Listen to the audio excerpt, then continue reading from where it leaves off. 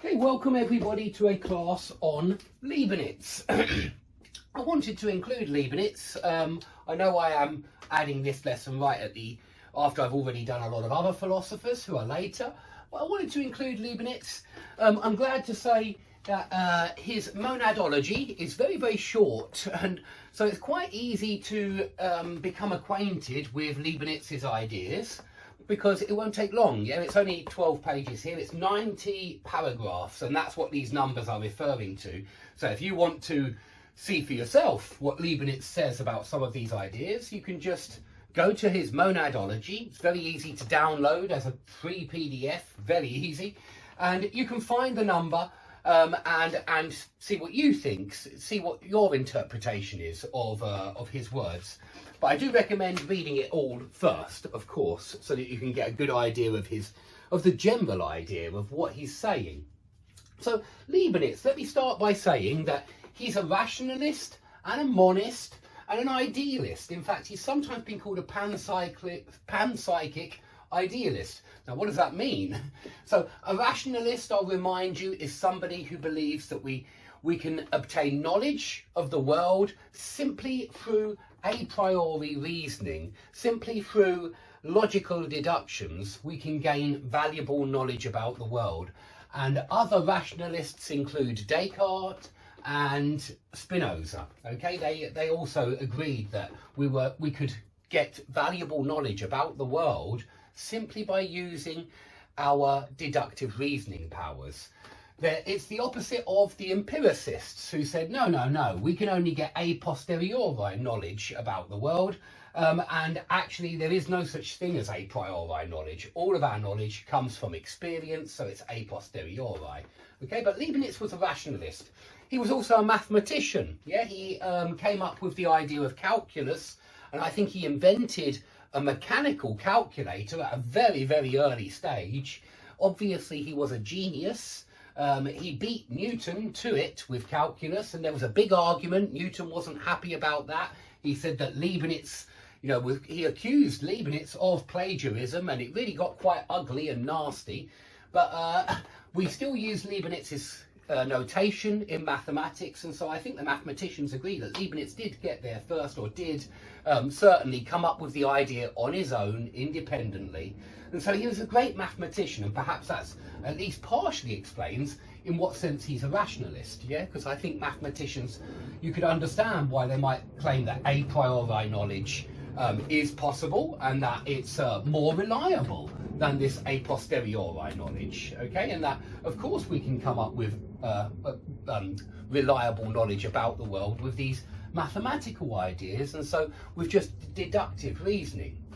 Okay, and he's a monist, so he disagreed with Descartes. And this brings him actually closer to Spinoza sometimes, but I don't want to say he's similar to Spinoza, because especially the way they think about God is totally different, okay? But a monist believes there's only one type of stuff in the universe. Remember, Descartes believed in extended stuff, substance, and also in thinking stuff, yeah? Res cogitans and res extensa, I think, in Latin. But for Leibniz, extended stuff, substance, is not real. And I wanted to kick off with that idea. I wanted to start with that idea, just because it's quite hard to understand what he means by a monad if you are thinking about an atom, because that's not what Leibniz is thinking about, although there are some similarities, as we'll see. But extended stuff, atoms are usually thought of as extended. Extended stuff is always an aggregate of parts, a multiplicity, yeah, a composite. It is infinitely divisible. Now, this brings us on to modern ideas of the atom, because what you'll notice is we do split the atom. Yeah, it creates a large explosion sometimes, but we do split the atom. Our atom is infinitely divisible, it seems to me, because they divide the electron, they can split even the elementary particles into sub-elementary particles.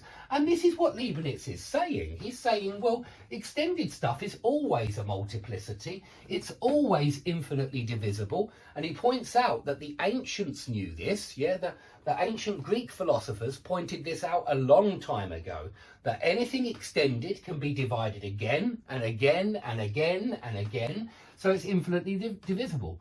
So Leibniz says only a unity which is indivisible has any being or reality. And I think this is quite similar to the Platonic ideas that the only real things the only things we can consider as real would be things which are unities. The only things that have being are things which don't change. They remain the same forever. They're permanent in some kind of way.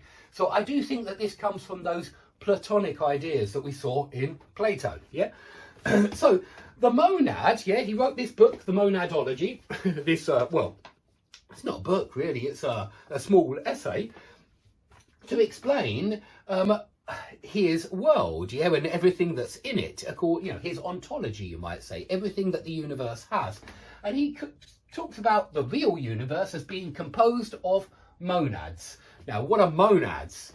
Monads are, I want you to think a little bit of atoms here. They are the simplest form of substance, yeah? And that means there are no parts inside them, yeah? They're totally simple, so there are no parts. Notice that the atom that we think about nowadays has parts. It has the electron, the proton, the neutron, so nothing like that. This is simpler. It has no parts. It's not extended. Yeah, it's not extended stuff. It can't be extended stuff. So it's very different from the atoms of Epicurus or Democritus, and it's very different from the atoms of nowadays, because there's no internal motion. There's no parts, there's no internal motion. So unlike the modern atom,